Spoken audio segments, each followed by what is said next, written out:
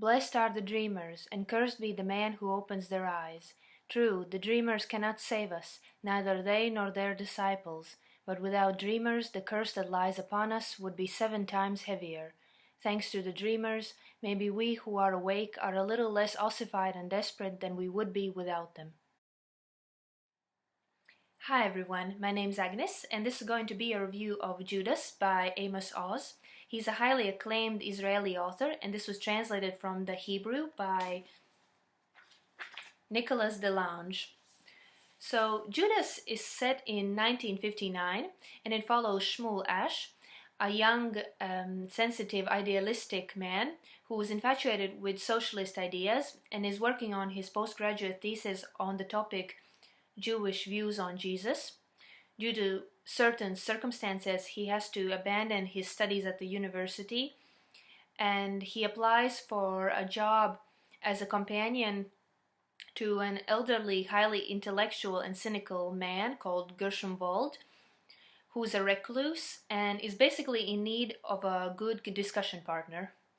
So in exchange for room and board, Shmuel Ash moves in with Gershom Wald, who is also sharing the house with Atalia, a beautiful middle-aged woman who has become resentful toward the world, and she actually has pretty good reasons for that.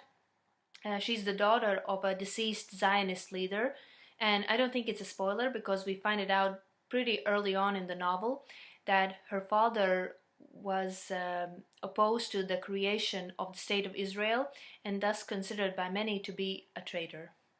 The novel spans only one winter and focuses on the long, thought-provoking philosophical discussions between these 3 characters. Gershom Wald and Shmuel Ash represent 2 very opposing worldviews, and I like how the book was fair at presenting their positions on various topics. By the end of the book, these 3 people end up changing each other and forming an unlikely family.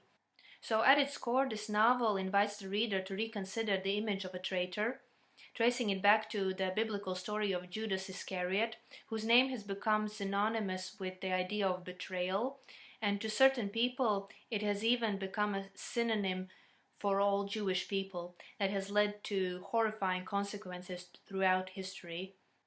So in this compact novel, Oz offers an alternative and I must say pretty convincing and nuanced version of the story of Judas. And it was interesting to consider how a small change in the interpretation can shed a completely different light on a well-known story.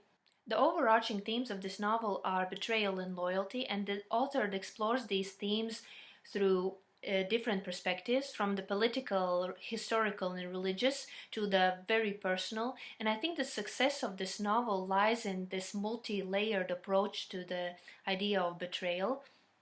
The author puts forward the idea that many people throughout history who were ahead of their time were accused of being traitors by their contemporaries, and he also asks the question, at what point and by whose verdict does an idealist who wants to reform the world become a traitor?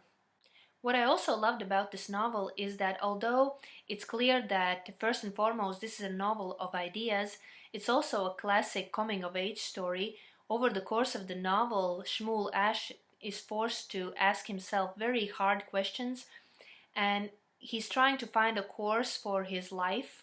It's also a story about love, remorse, and loneliness, and a vivid portrait of the divided city of Jerusalem of the time. The novel felt like a quiet provocation, and I felt that its core message was an appeal for compassion and genuine discussion, even if it means entertaining a completely opposite point of view. I really love this book, and I'm curious to read more by Oz. Let me know if you have any recommendations, and I hope you enjoyed this review, and thank you for watching.